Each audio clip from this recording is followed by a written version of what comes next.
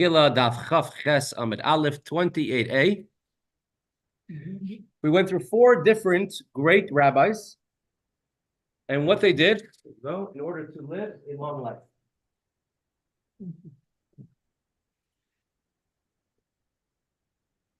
So currently at this point,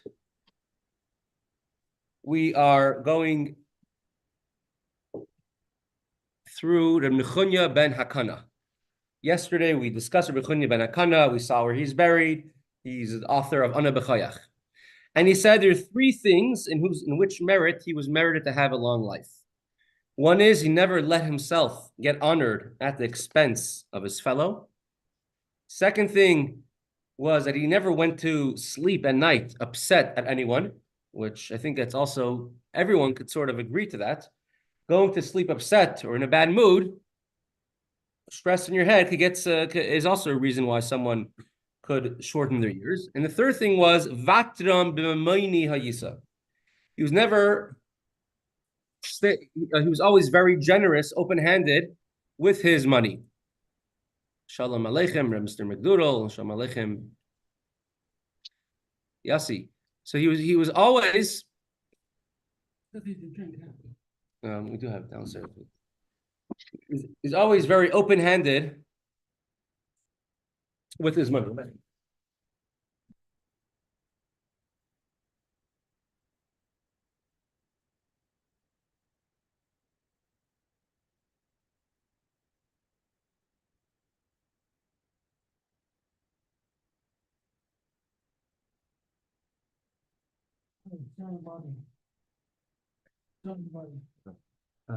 So Vatrim b'manhis, he always used to, he never was stingy on his money. The Gemara will give now three examples for each case. First one, I never let myself get honored at the expense of my fellow. And he gives an example. Kiha did Rav Huna dare mara akaspe. For example, Rav Huna was one time coming back from work. Rav Huna was very poor. It was brought, we see it in other places. And he was coming back to his home and he had a spade on his shoulder. Also, Rav Chana bar Chanilai came and tried to carry it for him because he says a great Rav Huna should carry a spade on his shoulder. Amar Lei told him, "Iriglas the daris b'masech dari." He told back to Rav Chana bar Chanilai, if in your own place where you live, your own city, you would carry a spade, then you can help me carry a spade as well. V'loi, however, if not, in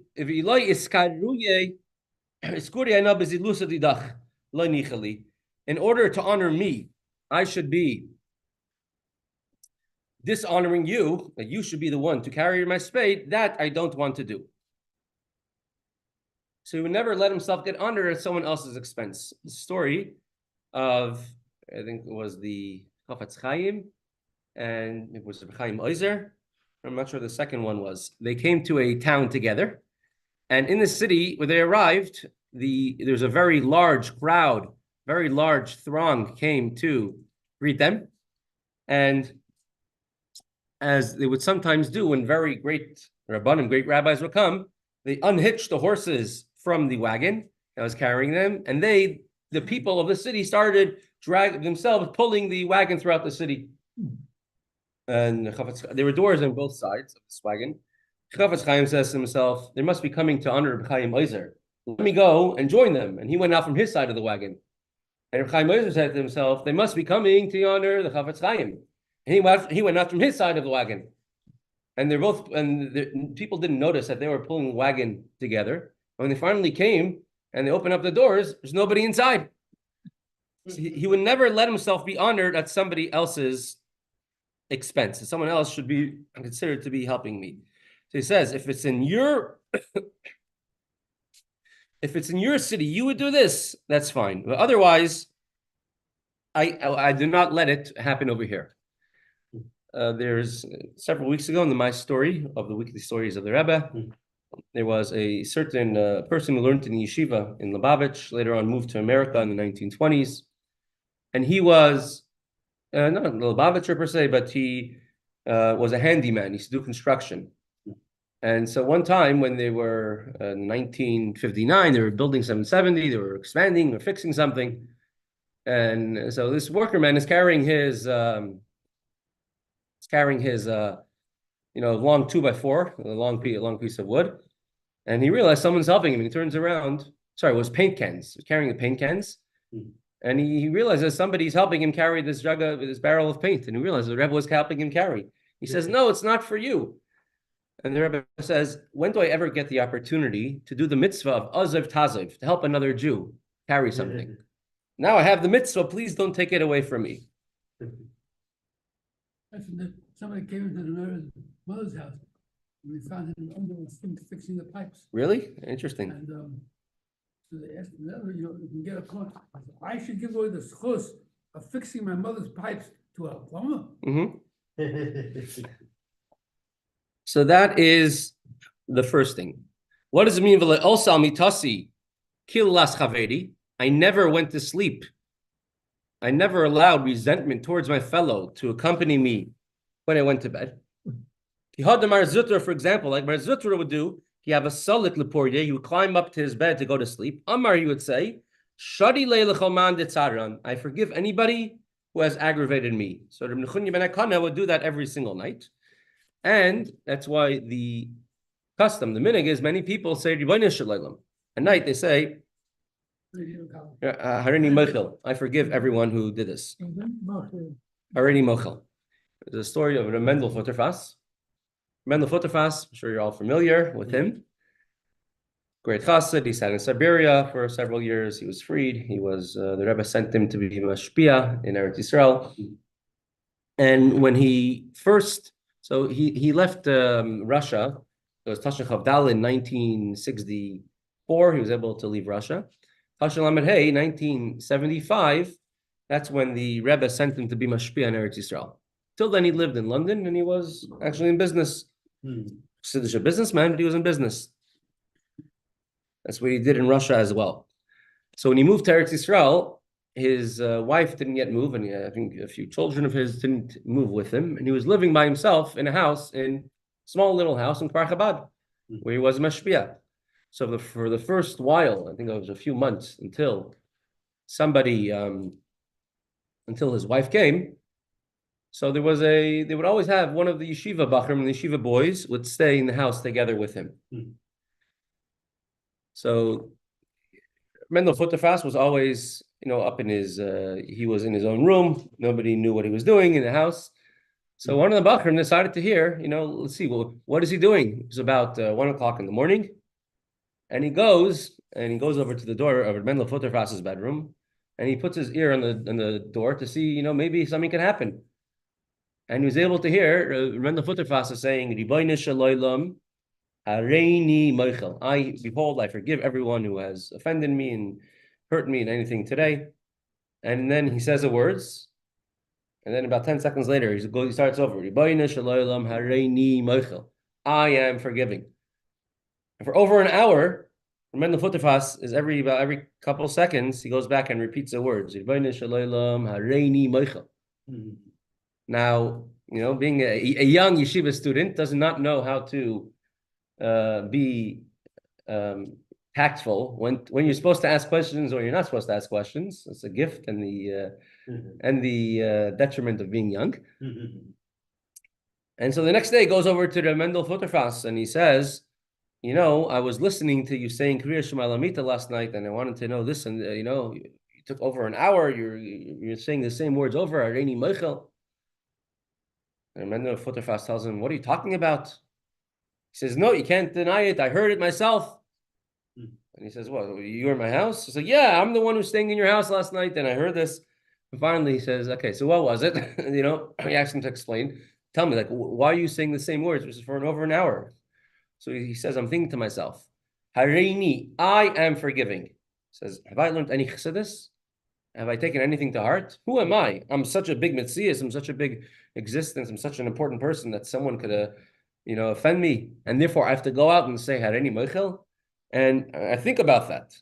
Then and after not realizing who am I, what am I, and try again, and have to go over and over and over with it.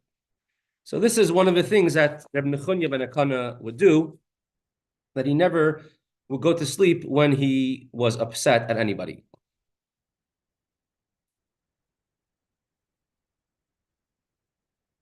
Now, being careful with a mitzvah, with one mitzvah, if you be careful with it always, that mitzvah says as a malach, it protects you.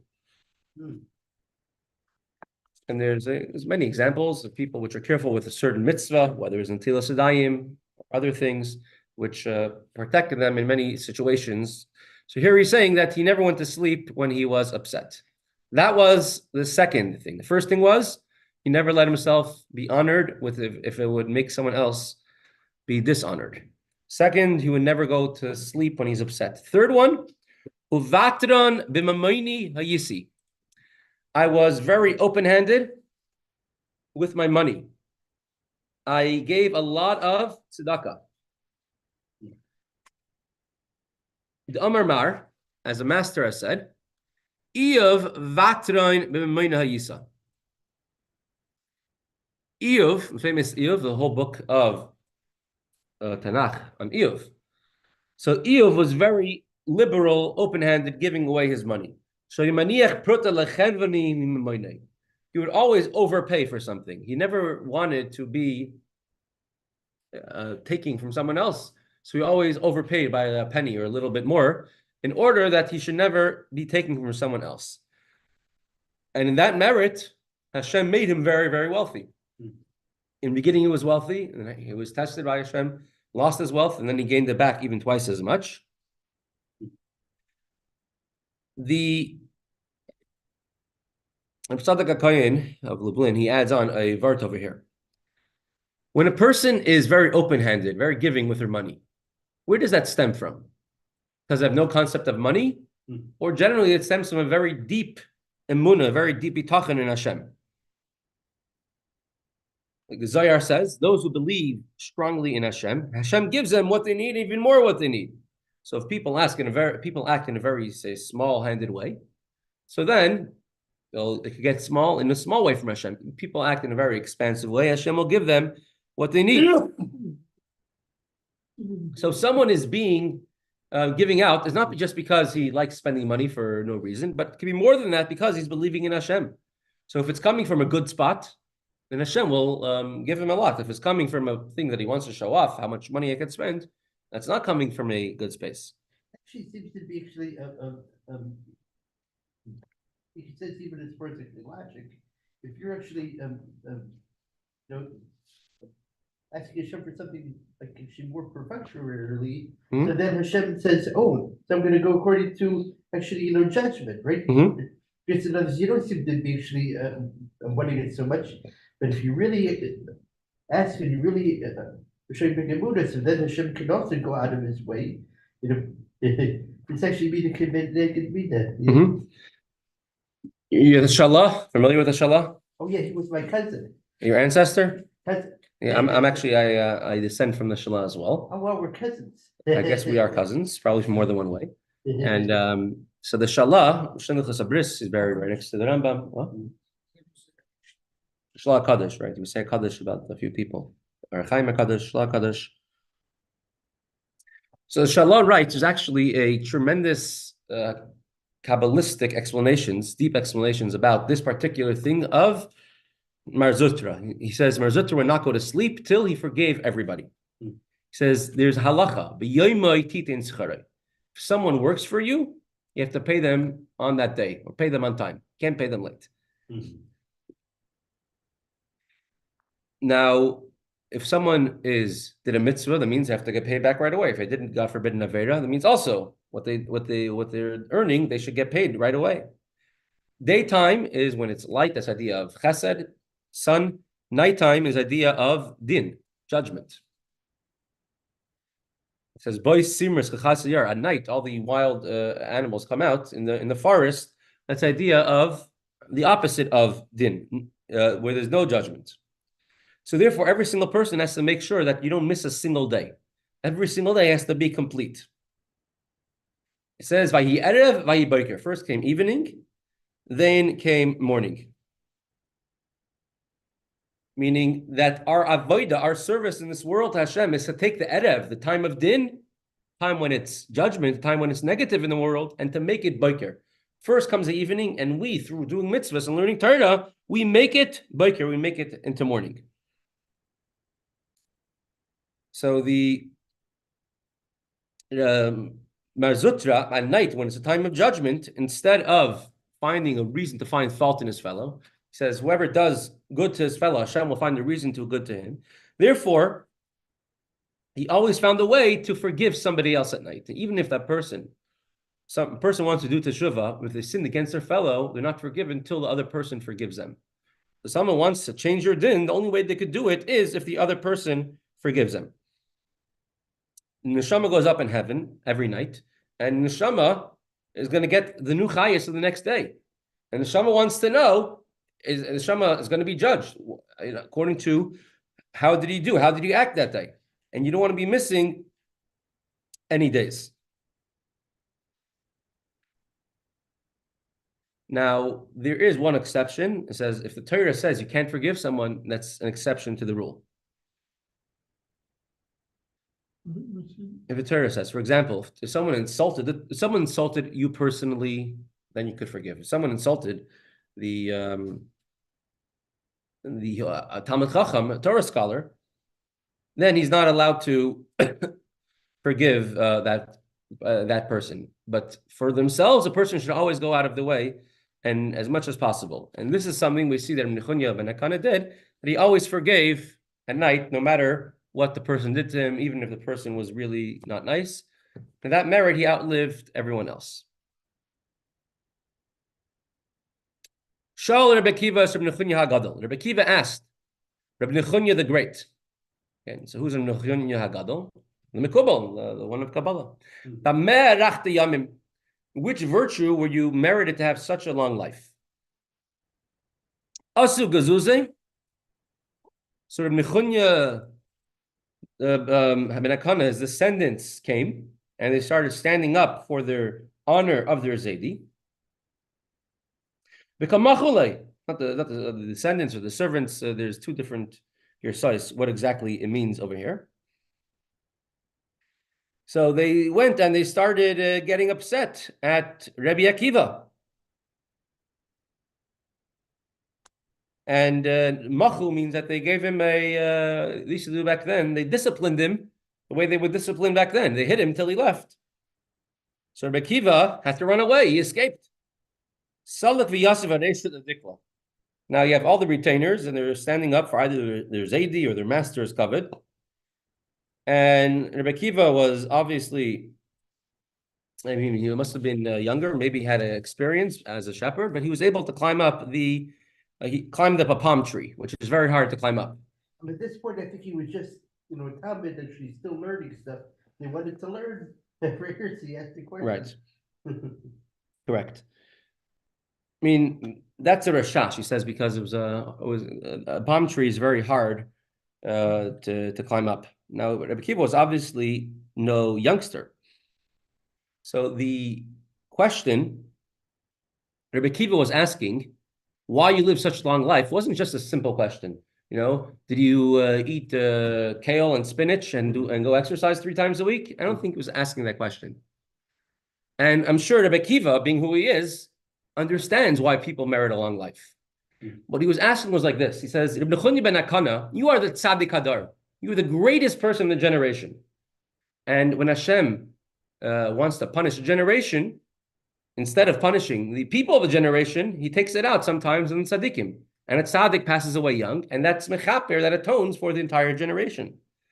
So Rebbe Nechunya ben Hakana, who's just the greatest person of his time, with everything he had, right?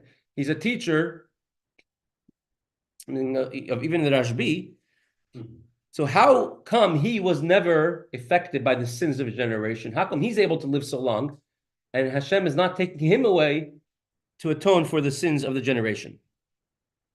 So he's asking the question not to be nosy, but he's asking a question because he wanted to learn the halacha. And that's why he climbed up a palm tree. Why? Because a palm tree says many times that tzaddik is compared to a palm tree. And therefore, that's why I climbed the dafka up a country, because it says Tzaddik Hatamar Yifrach. Because I see that you're such a tall palm tree, you're a tzaddik, you're a tzaddik who grows like a tamar. Therefore, that's my question. How come you have not been ever taken as a kapara, never passed away as a atonement for the people of the generation? How come the sins of the people of the generation did not affect you? So this is going to be the answer of Nechunya ben Akana, which I never have taken a gift from anybody. What is that? How is that answering Rabbi Akiva's question? If I never took a gift from anybody, therefore I never sort of let myself become open or vulnerable to be, if they deserve a punishment, the punishment should be coming onto me. Also, I always forgive everyone. So whoever forgives everyone else, Hashem removes all the sins. And therefore, if I don't get punished, I'm not going to punish for the sins of others as well. Let's read it inside. Amar Le, he told him, Rebbe, he says, Im Nemar, Keves Lavan Nemar Echad.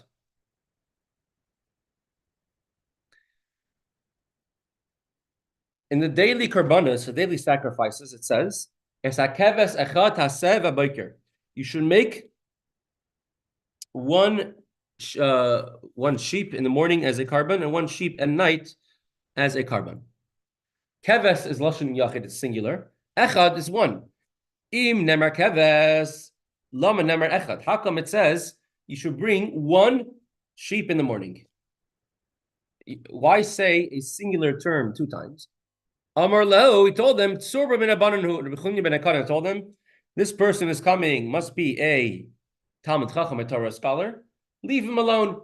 You don't have to chase him away. That means what's the great Rabbi Akiva yet? Correct. It's still Nechunya ben Hakana's times. Yeah. So Amar Lei told them, when it says you should bring one sheep, it means among the sheep itself, you should choose the one, the best possible sheep that you could find, and bring it as a carbon. So this is how the Nechunya Kana answered that question. Why specifically? No, to continue with the Ben Ish Chai that we're explaining until now. Right? Why specifically did Rabbi Akiva ask this question, and why with this question did Rabbi Nechunya ben Akana notice that he's a Talmud Chacham? There's so many questions you could ask, especially that in Parshas Tzaveh it says the same pasuk, and instead he explained to him about Parshas Pinchas. And any child can ask this question. So the Nid Yehuda answers this question. He says that we bring every single day 2 sheep. And we know that already from Parshas Tzaveh. We repeat this again in Parshas Pinchas. Now, Parshas Pinchas is essentially repeating Parshas Tzaveh to bring a daily carbon, once in the morning, once at night. So why is Parshas Tzaveh? His question is, why do we have to repeat it with all the details? We already know in Parshas Pinchas you have to bring Parshas Tzaveh bring a carbon. Why in Parshas Tzaveh we were saying you have to do it for all generations? What are we gaining by adding on keves echad? And so he understood that he's asking a deeper question, not just a simple question.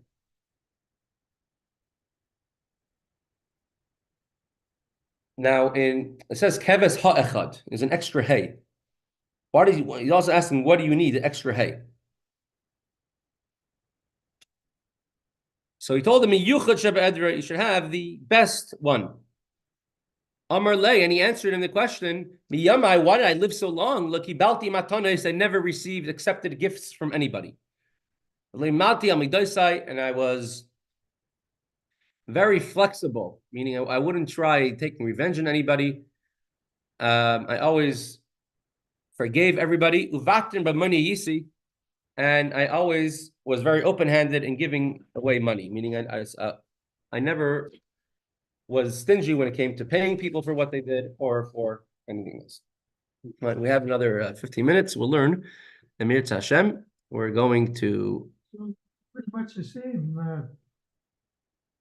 Rabbi Akiva and Rabbi. Rabbi Akiva and Rabbi ben Akana. Rabbi Akiva said he never accepted a gift. The Rabbi Tzvi was He was generous with his money. They both were generous with the money. No, Rabbi ben Akana was saying the same thing to Rabbi Akiva. Huh? He was saying the same thing to Rabbi Akiva that he told the other Talmidim, the other students. He never accepted on earth. Here, I have for everyone an English copy.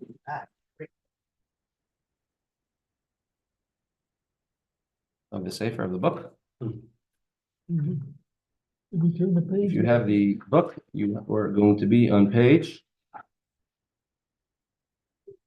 57.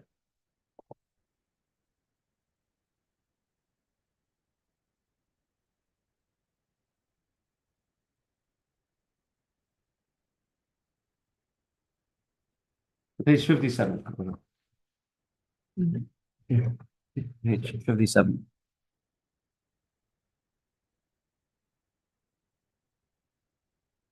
I've seen this book. That's a new book. It came out about 2 years ago. Yeah, correct. Yes. Realize that's the wrong.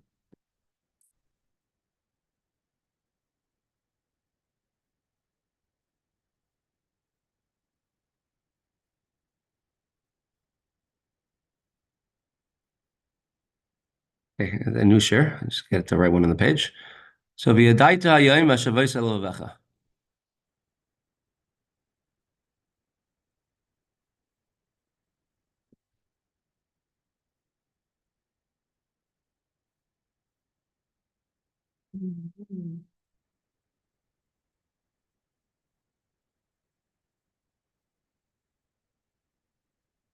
Because you should know today, and you should take it to heart. Ki Havaya hu Elikim. You should know that Hashem is Elikim. Hashemayim mima'al v'al ha'aretz mitachas ein oid. In the heavens above, in the earth below, ein oid, there's nothing but Hashem.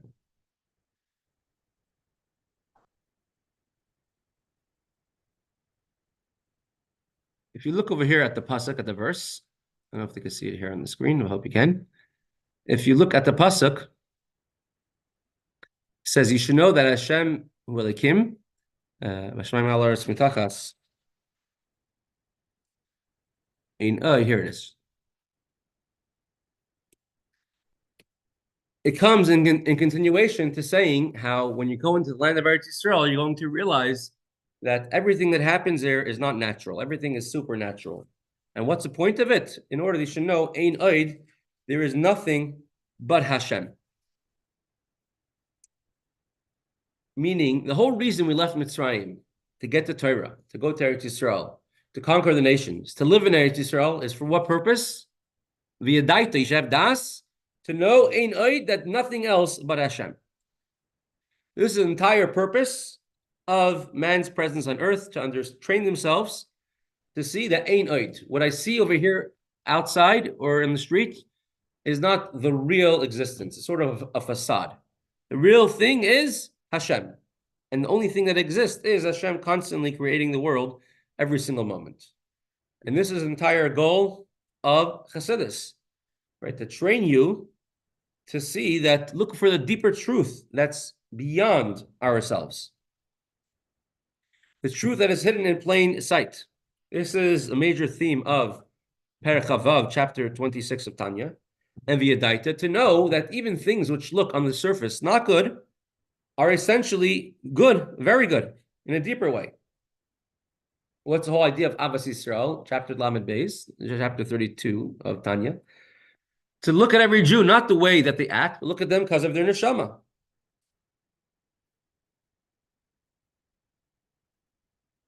Now, many times, a person has their eyes closed. When they want to, the Rebbe many times would say a sicha, his eyes would be closed.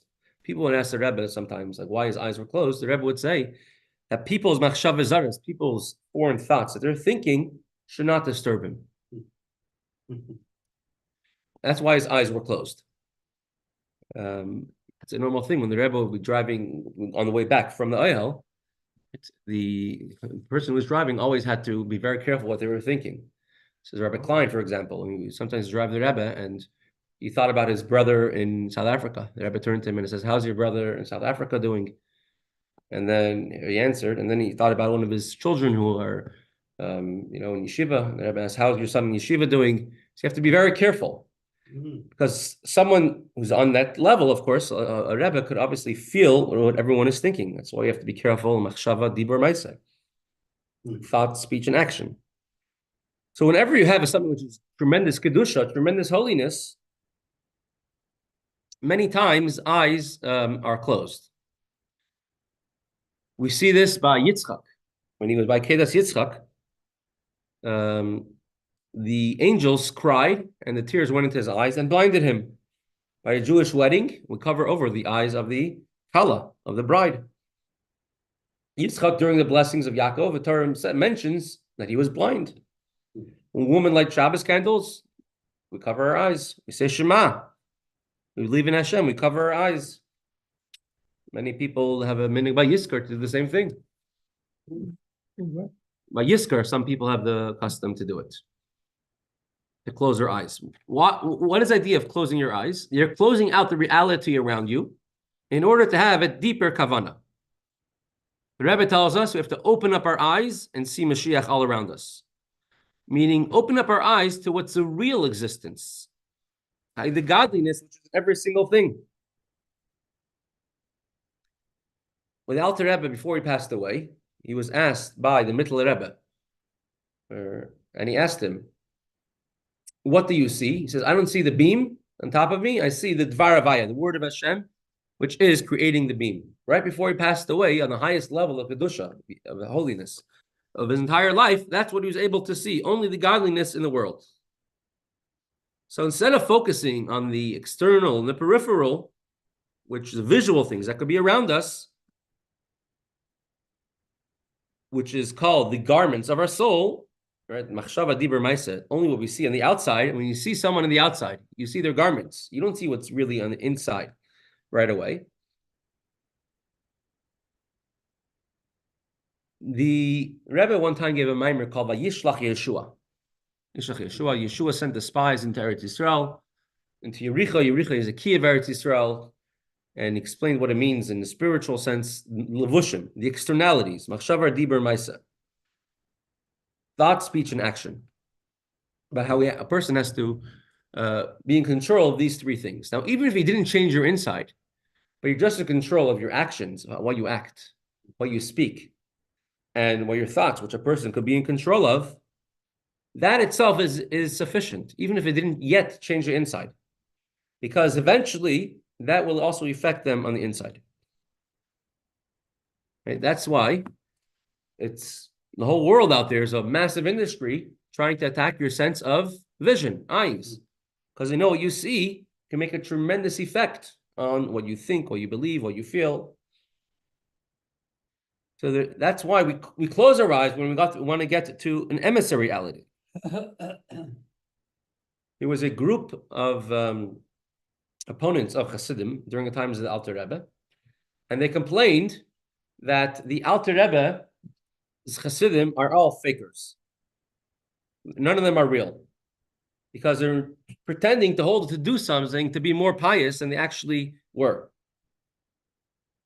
And so some of them, the word got out and came to the Alter Rebbe. The Alter Rebbe closed his eyes in deep concentration, and he heard this, and he says, "If what they're saying is true, may the curse of the Mishnah fall on them." So what? What is that? What does that mean? So he says, the Mishnah says, the end of Mesechta, that if a person is not blind or pretends to be blind, they won't pass away until they become blind. Or if a person is able to walk but pretends to be lame, they won't pass away until they are lame. It says, if Chassidim are behaving on a higher level spiritually than they actually are, they won't pass away before they reach that level of Yerushalayim, of piety of Hashem. So it's a good thing to do things even if you're not holding there yet. Hmm. Now, Hashem created the world, right? We had this, some of us were about to share this past Shabbos. B'maimer echad. It says Hashem could have created the world with one utterance, one saying, and Hashem created the world with 10 sayings. If Hashem would have created the world with one saying, that's machshava. There's only one Hashem, one God. Everything would be clear. If Hashem would have created the world with only 10 sayings, then Hashem, then you wouldn't have seen godliness. There's too much separation.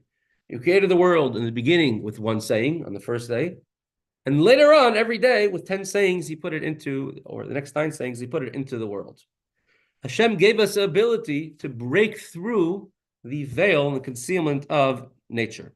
Sort of like a game of hide and seek. Hashem chose to hide, but he hid in a place where we are able to find and discover Hashem. That's Havaya, infiniteness, the oneness of Hashem. Nature comes from the word teva. What does the word teva mean in Hebrew? Tubu b'yamsuf, Egyptians drowned. If something's under the water, it's tubu, it's submerged in the water. Is this still there? Yes, it's still there. You just can't see it. It's covered over. If you open it up, if you take away the concealment, you'll see what it's there. That's the idea of teva, concealing Hashem. And this is, so there's times, as everyone is well aware, times of crisis. So there's no, in the foxhole, how's this thing going? No atheist in the No atheist in the foxhole. Right? Times of great difficulty, hardship, a person could believe in Hashem. Suddenly they say, oh, everything's crystal clear to me right now. You have moments of clarity.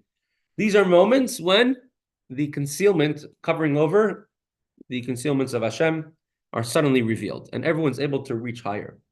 You have that special times of the year, in the Eilah of Yom Kippur.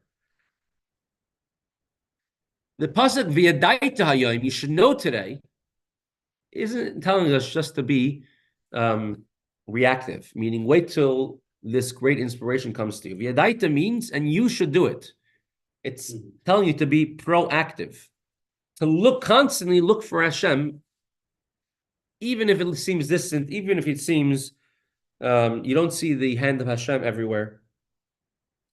Not to wait till you could clearly have to come on to Hashem or you see it in an open, miraculous way, but rather to proactively go out via Daita Hayom. You should know today, after the Jewish people in Eretz Yisrael, and you're settled, still, it's a mitzvah to know that Havaya Elikim, Hashem's almighty power is Elikim, is the nature. So don't judge the book by its cover.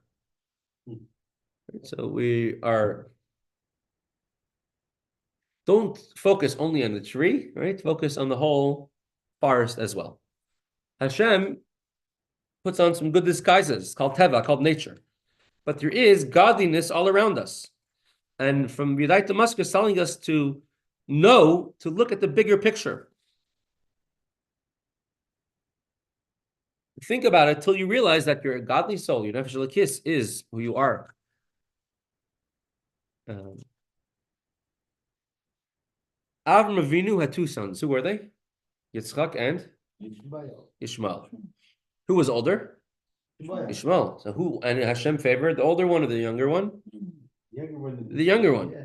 Now, every time we see sibling favoritism, it never comes out. It never ends up well. And what's ended up well? You got the Jewish people. Can you imagine if Esav would have gotten all the brachas and everything? What would the world is like? But he said, Lu Yishmael Yichel Lefanach. Avram Avinu asked, let Yishmael be a tzaddik and let that be good enough. That's why there's no guarantee from Yishmael. Right, because he comes from Elam HaToyu, right? And Esau is from Tikkun. Hashem, one of Ramar, says that when Abraham said that, he got an aliyah up to a certain point. You can't go past that. Interesting. And that's why there's no guarantee. So then we don't gain from Yishmael, but we have to. I'm saying he already elevated them. Interesting. Usually here in the Zohar it says when Avram Avinu said that, that's when he gave chayes to Yishmael. Because suddenly Yishmael is able. It says for 1400 years. It says in the Zohar that chayes Sarah. Vayeira. that because Avram said that, he gave Chayes to Ishmael, and they were able to rule over Eretz Yisrael for 1400 years. It says even when they rule over Eretz Yisrael, it will be desolate, it won't be settled. Right, but here you're saying Pfeffer comes out to be a good shot. No, just a fact. Mm-hmm. Not good or not bad, it's just a fact. Right. But what's the idea? Yishmael was a natural birth. Right. His mother Hagar was young and was born in a natural way. Yishmael, Hashem heard what we were asking for. Yitzchak was called tzchoik, laughter. Laughter is when something unexpected, something great happens, something beyond nature. Avram wanted that Yishmael should be enough, meaning let us live in this world in a way that this world shouldn't be a concealment to Hashem.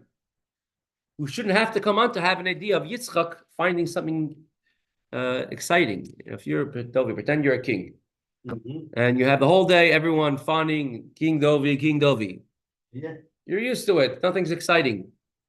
One day a bird comes in and he says, hello, King Dovi. Suddenly it's exciting. You smile and you laugh. Yeah. Why? It's something unique. So to find Hashem in this world is something unique. But in order to, we have to realize we're only tools in the hand of Hashem. So it's already 12:01. I wanted to start reading the Maimer inside. It's interesting because the Zohar says actually 1400 years Ishmael. Yeah. But it's interesting because